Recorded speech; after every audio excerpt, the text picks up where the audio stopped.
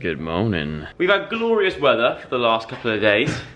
What are you talking to? I'm talking to my camera. Oh. I'm doing what's known as vlogging. Oh. Haven't done it for a while. I was going to say, I've not seen you do that in years. Without playing a character or, yeah, I thought I'd do like some sort of a day in the life of lockdown. A day in the life of what we get up to when we're back on our usual schedule. Actually, we're not actually on our usual schedule. No. So you're really going for that, ain't you? I love peanut butter. You get, what do you call it, peanut paste? Peanut paste.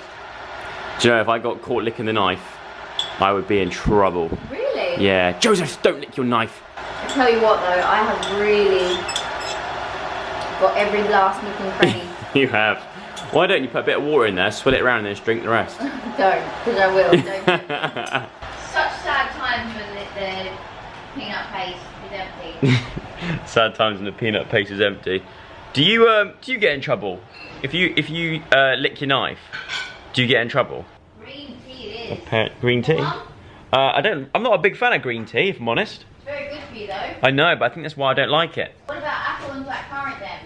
What, apple and blackcurrant tea? Yeah. Ooh. No? Go on then. It's lockdown, I'm trying new things. Do you think I'll be able to, do you reckon I can curl my hair? Yeah, I think so.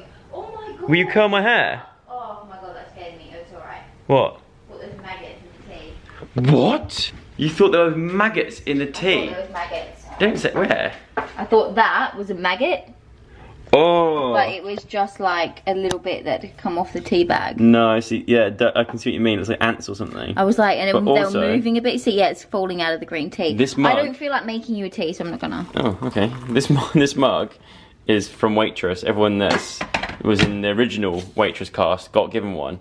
But I found it in the drawer. I think it was Jack's, the original Ogie's, and he left it. And I asked David Hunter, I said, do you think Jack will want this? And he said, no, take it. So I took it. So Jack McBriar, if you want your mug back, it's right here.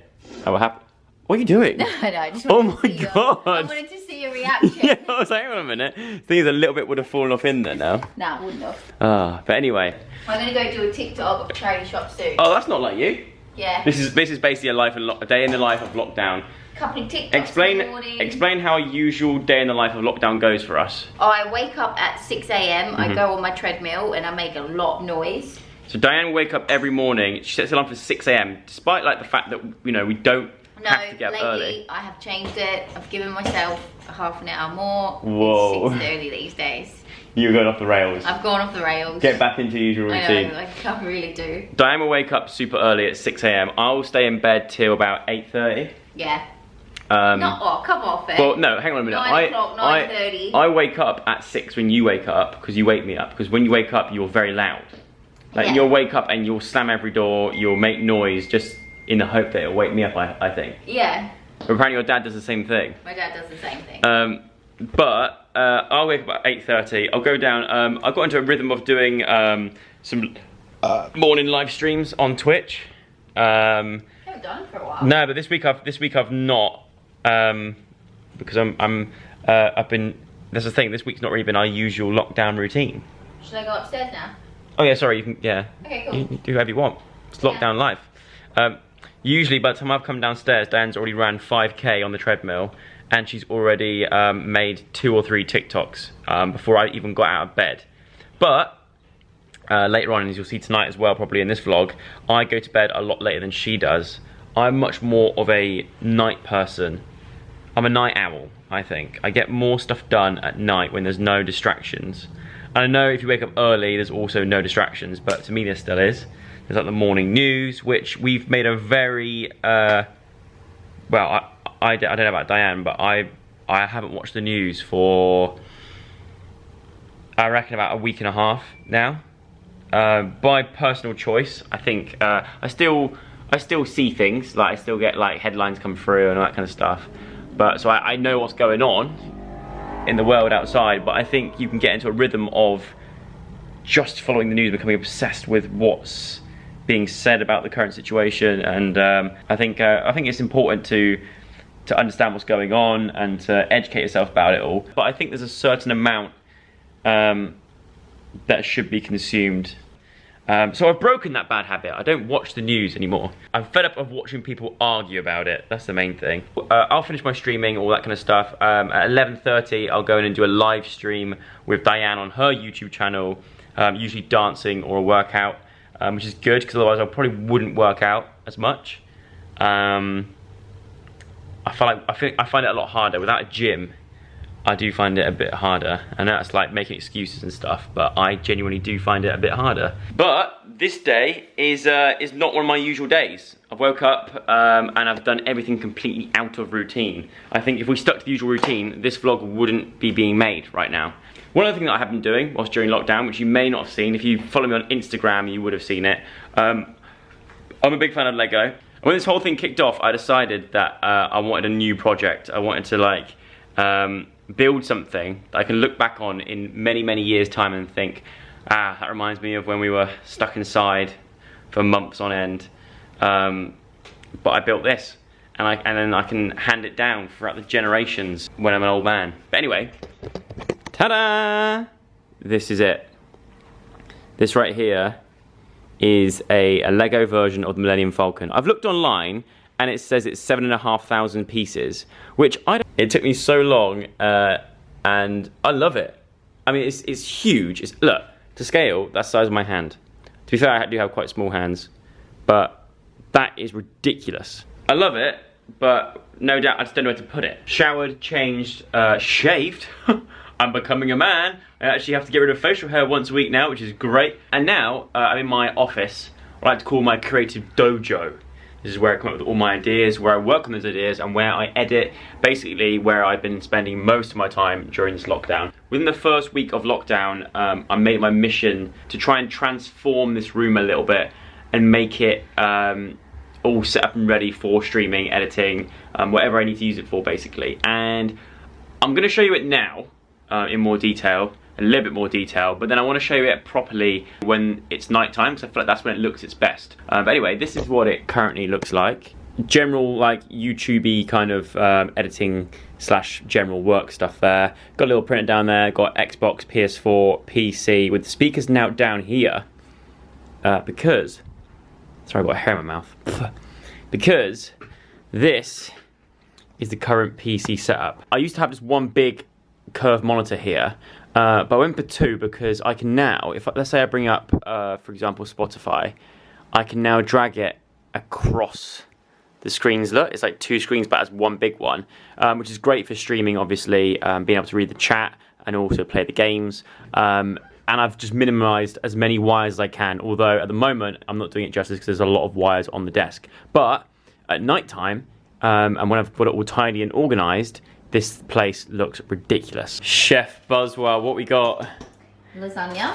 Lasagna. It looks so bad, but I think it tastes good. No, don't put yourself down like that. It was yesterday's, so we had Dan's. Yeah, it's leftovers. We've got enough lasagna to feed this whole apartment block.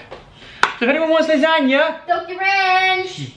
We can pass it down on a pulley system. Do you want tomato sauce? I know that means that it means it tastes shit. Oh, is that what you're saying? But sometimes you eat... Actually, yeah, that's a good point. Sometimes you have tomato sauce with my meals. No, I don't. Hardly ever. If anything, when you cook for me, I think I use tomato sauce less. Okay. I'll let you off. But thanks. Do you know what? I've got air in my tummy. Oh, you need... Yes, what I had the other day. Got bad wind.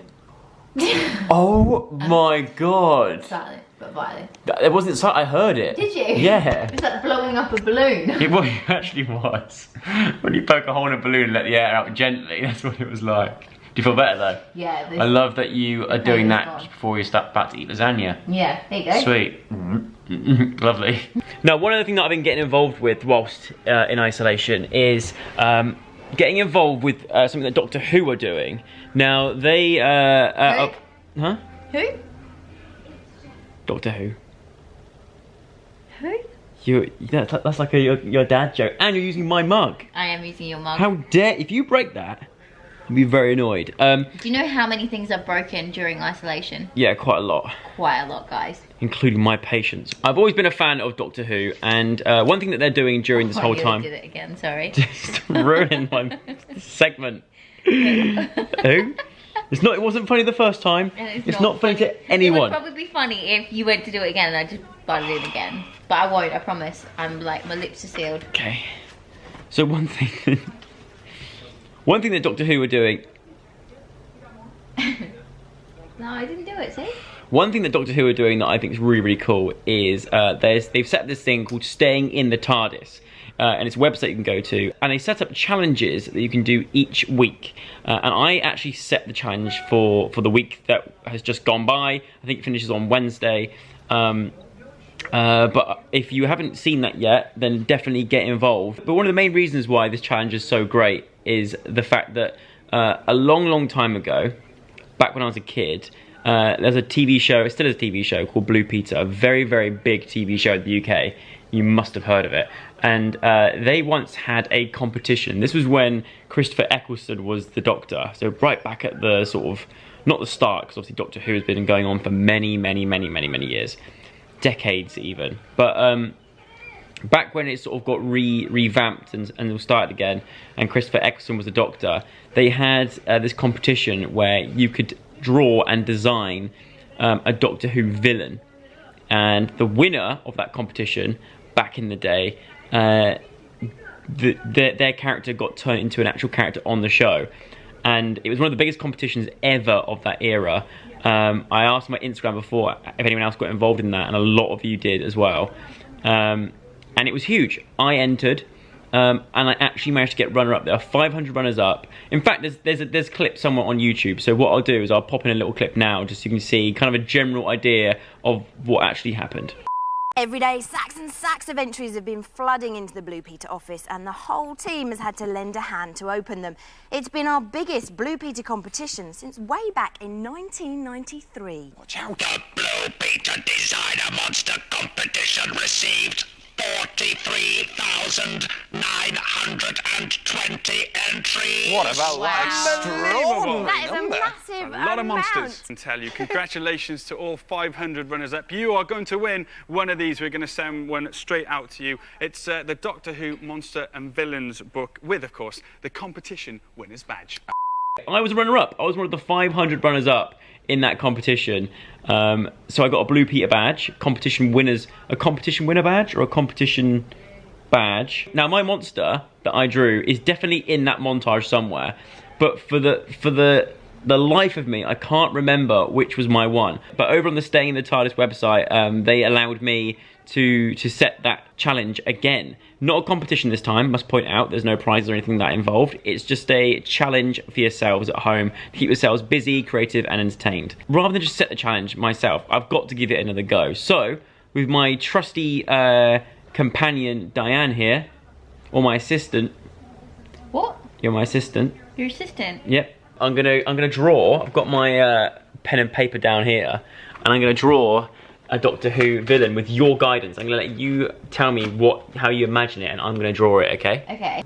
So I get to choose exactly what. I want you to explain to me how you see it. Also, I already have some drawings in here. Look. I mean that's perfect.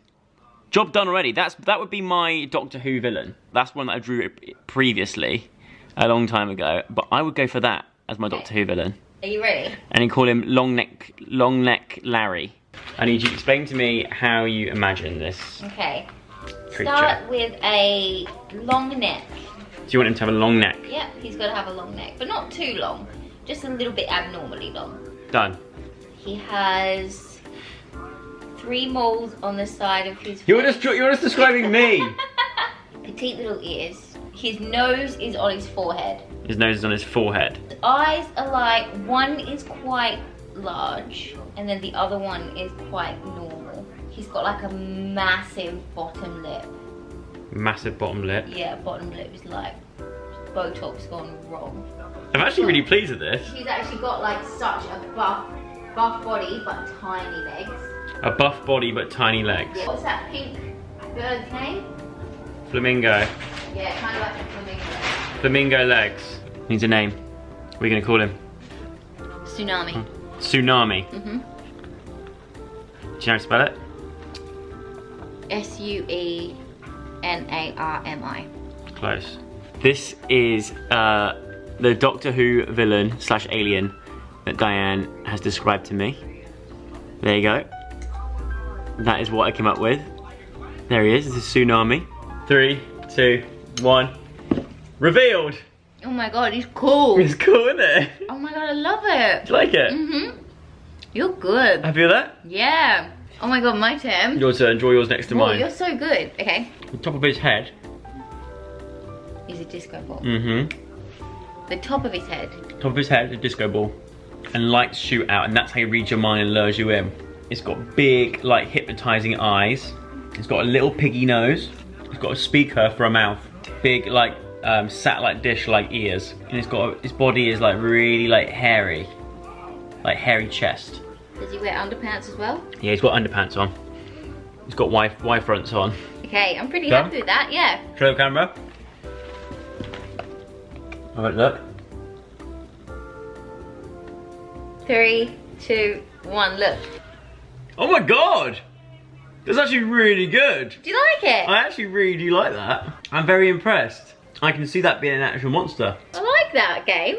There are monsters, Tsunami and Discotron. Oh, yeah. Discotron. These giant shoes. That's what I need in real life. Give it a go at home yourself. Get creative, get drawing. Draw some Doctor Who monsters. I'll put a link in the description below as well to the Staying in the TARDIS website. Every week there's a new challenge which you can get involved with. And keep creative and have some fun. It's later on in the evening now. I was going to do a live stream on Twitch, but I just realised it's the final of SAS Who Days Wins. And we're rooting for, of course, Lauren, because Lauren was in Strictly the year I was. So I mean, Jack was in it, but left episode 2. There he is. So I was rooting for him and Lauren. Now it's just Lauren. So hopefully Lauren wins. Who are you rooting for, Dot? Loza. Nice. Come on, Loza. Let's go. Let's go. Ah! It's very loud. And there we go, that is the end of the vlog. I forgot to finish it last night, I apologise, but Lauren won! She passed the test. Lauren and Locksmith, spoiler alert, by the way, whoops, if you haven't seen it yet, whoops, sorry, spoiler alert. You're supposed to say spoiler alert before spoiling it, that's the idea, Joe. Anyway, I'm going to end the vlog there. I hope you enjoyed it. If you did, give it a thumbs up. Subscribe to the channel if you haven't already. And hit the little bell and everything else. Stand on one leg. Try and do a backflip if you can. But don't hurt yourself. I will see you again, very, very soon with another vlog. Until then, goodbye.